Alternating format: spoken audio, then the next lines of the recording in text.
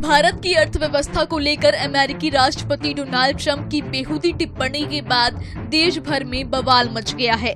लेकिन हैरानी की बात यह है कि इस अपमानजनक बयान का समर्थन कोई और नहीं बल्कि लोकसभा में नेता प्रतिपक्ष राहुल गांधी ने किया है। जी हाँ, वो राहुल गांधी जिन्हें देश की जनता ने विपक्ष की जिम्मेदारी सौंपी है।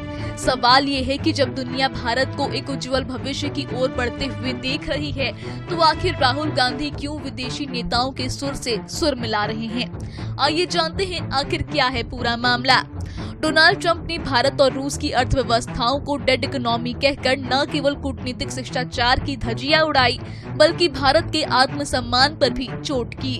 उन्होंने यहाँ तक कह डाला कि भारत चाहे रूस के साथ मिलकर अपनी मरी हुई अर्थव्यवस्था को डुबो दे, उन्हें कोई फर्क नहीं पड़ता।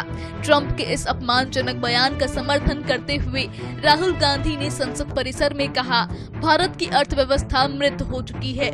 अगर कोई ऐसा कहता है तो इसमें हैरानी की कोई बात नहीं। राहुल के इस बयान ने न केवल देश की जनता को झकझोर दिया बल्कि उनके अपने दल के नेताओं ने भी उनसे दूरी बना ली। कांग्रेस सांसद शशि थरूर ने ट्रंप की टिप्पणी का खंडन करते हुए कहा कि भारत की ताकत उसका मजबूत घरेलू बाजार है और अगर अमेरिका दबाव डालता है तो हमें कहीं और देखना होगा।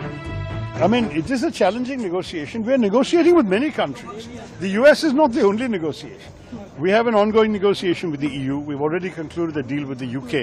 We will be talking to other countries also.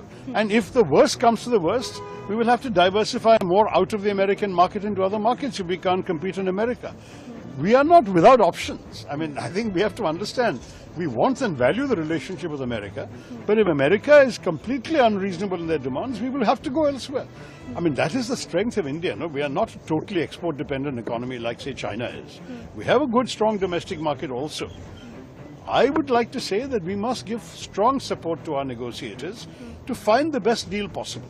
If a good deal is not possible, we may have to walk away. We'll have to see.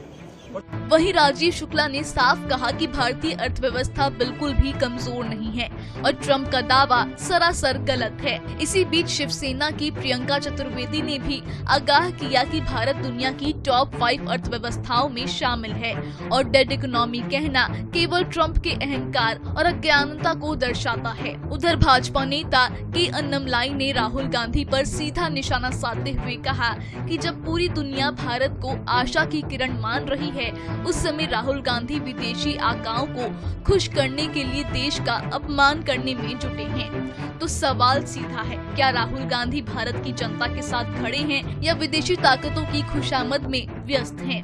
Donald Trump के बयान का समर्थन कर उन्होंने न सिर्फ अपनी ही पार्टी को मुश्किल में डाल दिया है बल्कि देश की साख को भी चोट पहुंचाई है। भारत की अर्थव्यवस्था किसी की मोहताज नहीं है और न ही किसी विदेशी राष्ट्रपति की नसीहत की। ये देश आज अपने दम पर दुनिया की सबसे बड़ी अर्थव्यवस्थाओं की कतार में खड़ा है। अब वक्त आ गया है कि इस तरह की राजनीति को जनता जवाब दे।